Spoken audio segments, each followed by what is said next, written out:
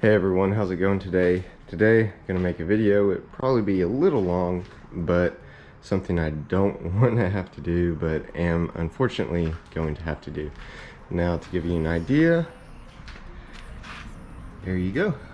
So, I noticed after the track, my bypass valve wasn't sounding correctly, and whenever I took it out, I noticed that it was jammed. So I contacted Boomba, got that all rebuilt, put it all back together, and long story short, I still had the same weird sound. The bypass valve wasn't working correctly.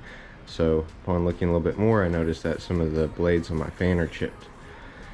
Getting into it here, what I'm first going to do is take off my intercooler, kind of shake it out, make sure there's no metal bits in there, and like I said, it's chipped, it's not damaged, like super damaged, broken, busted to pieces. So like I said, just gonna take this off first. As you can see, there's one bolt here, and then we have a bolt here, and usually I'd take off this whole bracket as well with these two other bolts. Now there's the charge pipe as well, which needs to be disconnected, as well as the what am I trying to think of here, this other clamp here for the throttle body that needs to be taken off as well. So now I have the intercooler taken out, and it's actually, I was looking in here and there's not any real oil buildup. There's just kind of like a little bit of a gunk, but I believe that's just from debris going through. I haven't taken this off in about 4 years, and so it's actually looking pretty good. That's one thing I want to make sure of, is that there wasn't oil passing through it, which is pretty good. Car is still in very good condition. So next step is really just start jacking up the car, getting it all prepped. I wanted to work on top before I lifted the car just because it's easier to access those back bolts. But from there, first will be oil change and then getting to work. Alright, so you can see I have the car all jacked up. The jack's in the back, one on the side, as well as the ramp. So if one gives out, the others will hold. What I'm doing now is simply just draining the oil. What I'm going to do as well is just go ahead and spray everything with PB Blaster, start getting that soaking. And the filter taken out on top, and clean that out and put a new filter on, and really start getting to it. First will be removing this turbo inlet here, which would be pretty easy, and then working on the J-pipe. Alright, so now I'm in the process of removing these bolts here, that way I can pull off the intake, as well as undoing the hose right here and the one up top here. You have to unplug your boost control solenoid, releasing the clamp on the bypass valve, as well as take off your PCV right here, and then the, I think it's an evap line right here. So pretty much after that, you should be able to remove this turbo inlet and then start working on the charge pipe from there. The two big things I guess I forgot are these 10mm right here that connect it to the turbo itself. Alright, so now I have my turbo inlet removed. Now I basically just took off the breeze clamp here that connects the Grimsby charge pipe that I have, and rather than taking out the whole charge pipe, basically just kind of wiggled it up and out of the way. Now this is what y'all are wanting to see, not what I want to show, but there's no shaft play. As you can see, take a better look at it later, the blades are a little chipped on the end. That's what's causing me the issue. So what I'm going to work on now is taking off the 202 sensors. Basically just unplug it and use, I believe, a 17mm to take that off. And then I'm still letting some PB soak over here on my J-pipe. From there, really just remove the J-pipe and go from there. So I now have off my J-pipe, and this one, I don't know if you've ever seen any of my old videos, this is actually a Grimsby catless, just full J-pipe. What I really like about this is, one, that it's one piece, but also two, that it actually is thermal coated as well.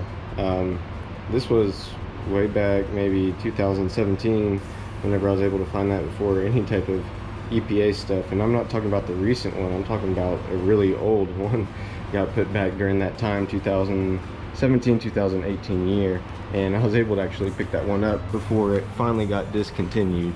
And with even saying that, that was one of the very last ones that was ever able to be picked up. So under here now, pretty much looking pretty good. Set up to where I can start putting these clamps on the hoses here and start removing them. So there's one here, here, and then you have your oil line. Let's get to it right there. You use two 17 millimeters to take those off. So once get those off, be ready to go, as well as these two right up here on top. Since I was messing with this here, I definitely wanted to give you a rundown of the lines. Now this right here is your oil line. As you can see, pretty messy. The one in the back here is your coolant line. The one here on this top left is, I believe, the oil return line, but part of the oil line because it's going into the pan. And this top one here on the right is another one of your coolant lines. So what I did is pinched off both coolant lines, as well as whenever I removed the oil line first, I had pinched this one off. It was plugged in here and just basically just let all the oil run out. Did lose a little bit of the coolant because I pinched the bottom first, pulled it off, and then didn't pull off the top, or didn't pinch off the top. So just gravity was pushing it out. Basically all I have to do now is remove this top line and I'll be set to remove the headers. So in working underneath, you do have to disconnect this line. I was about to take off the headers and realized I needed this. So it's two 17 millimeters on each side to be able to get it removed. And like I said, just using a 2-foot breaker bar, I was able to break all of the header bolts loose very easily. And I did notice that TSB a long time ago, one of the bolts was actually a little loose. So with the headers themselves, the 6 bolts, I have the 2 outside bolts removed, just leaving the inside bolt. And that's the same on this other side here.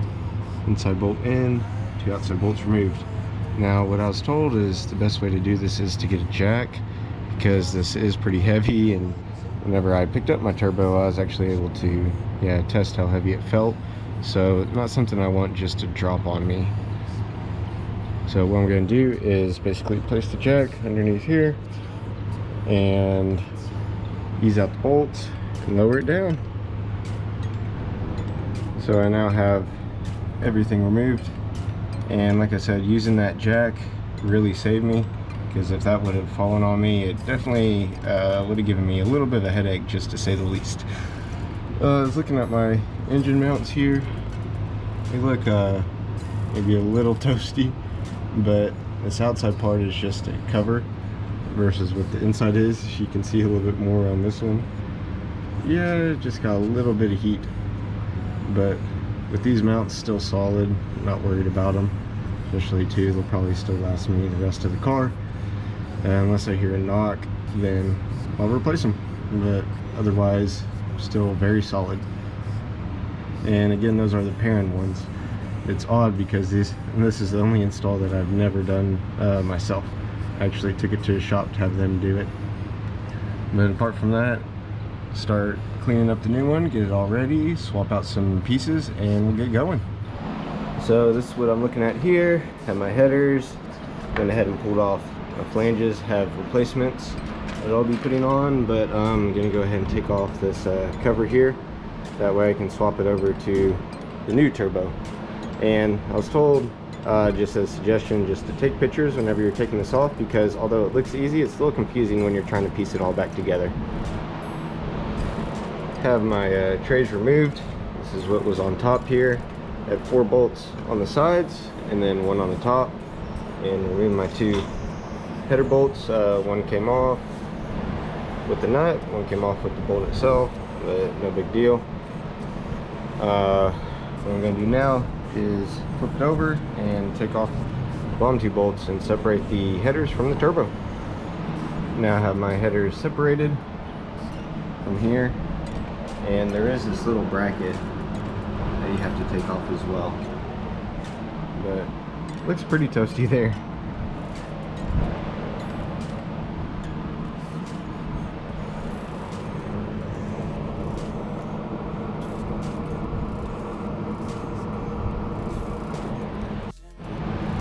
So I went ahead and got a set of Grimspeed gaskets. It's a little surprise here in a minute. But put the new gasket on here, as well as have a couple different pieces I want to replace here, as well as this oil line. So if you're interested, that's the part number for this, as well as here and here. I'm gonna grab this box, show you some of the other stuff I got. So these are the studs. These are washers.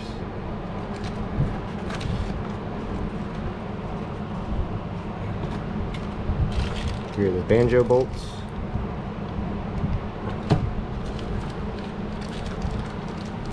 And bottom oil, as well as some more bolts here. Take a look at this thing, a Faction Fab turbo blanket. Figured why not, since I'm already doing it. Everything's looking pretty good. I have the turbo blanket installed, replaced my pipe here, put my Grimspeed adapter back on for the charge pipe, replace this oil line, as well as replace the coolant line. Have some new shiny Grimspeed gaskets. I got some here for the top, headers, as well as my J-pipe. So now basically all set, everything all swapped out, and going to start putting the headers back in.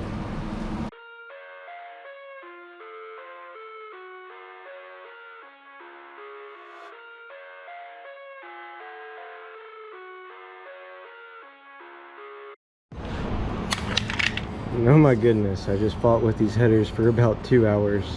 The issue that I had was in trying to put it up, the bolts wouldn't align. It was almost as if the headers were skinny that needed to be stretched out, that way they fit onto the bolts. And what I used was this. I bought this originally for pushing in the pistons for redoing my brake pads, but I literally just saved myself a whole lot of time, as well as finally done with all this frustration of getting everything back in. So I'm going to tighten up the bolts to the headers now, and I'll be all set. I have my lines back reconnected here, as well as down here. So one thing I did take off the original, I guess kind of like pinch clamp. I'm not sure what it's called, but let's see here. Yeah, this is what it looks like. I just put one of those breeze clamps or worm clamps back in its place rather than trying to mess with this thing again. Now, if you can see down there, you can go ahead and put the J-pipe back on. This is something here I'm pretty excited about installing as well, is the Grimspeed turbo inlet. Now, I did order this from Rally Sport Direct. They sent me one for a 1516. Contacted Grimspeed. They sent me a replacement, and that was a 1516. They said, sorry, we messed up. They sent me another one. It was a 1516, so I bought one off of Import Image Racing. It was a 1516, and all these that I bought were 17 plus. So I had 4 of these turbo inlets at one time that none of them fit, and it's basically because of this piece and this piece here. So pretty much now what I'm going to do is put this in and we'll get to it. It's starting to get a little bit later, but have everything back on underneath. Basically putting the car back down. I'm going to fill it up with oil, fill it up with coolant, prime it, start the car, let the coolant go, and really just go from there. So I primed the car 5 times for 10 seconds. It's basically just put your foot on the clutch and the gas all the way, and then just crank it. So no CELs right now. Pretty much what I'm doing is checking out the coolant, basically letting it burp. I think it has to get warm a little bit. So pretty much, yeah, once it gets warm, let it burp. Once it starts getting really hot, take it off, put the cap back on, and go for a drive. All right, so about to go for a quick test drive here. I had a little bit of smoking and I was curious what it was, but it was the turbo blanket. So it threw me off at first. But like I said, just gonna go for a quick drive, make sure everything's all good before I actually have to take the car over to work tomorrow. So as of now, everything's good. Did a little pull to make sure no CELs came on, but hit 17.45 PSI. So I'm gonna whip it around one more time and go into boost, really see how it goes. I'll take you along for the ride with me, but it seems like everything's going well. You can definitely smell the turbo blanket a little bit, but before I left I made sure that all the lines were tight, nothing, no leaks or anything, so I know I'm all set here. So let's see.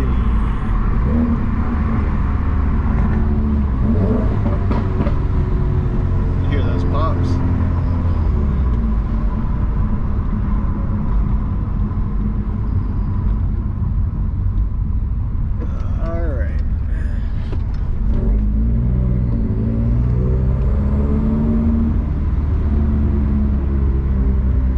Sure it's all clear too, so nobody's running up on me here. Yep, looks like we're good.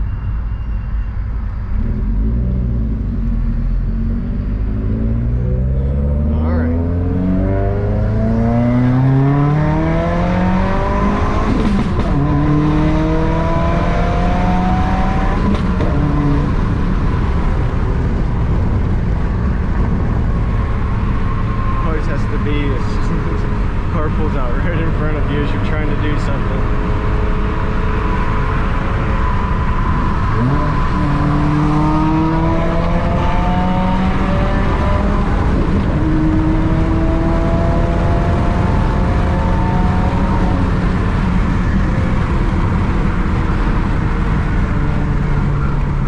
Woo!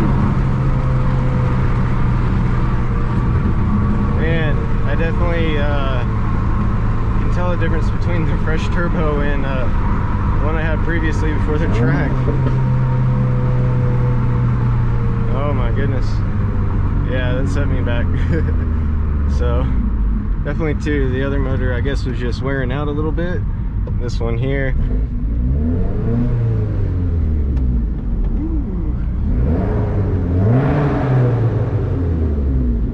so hope you guys enjoyed this.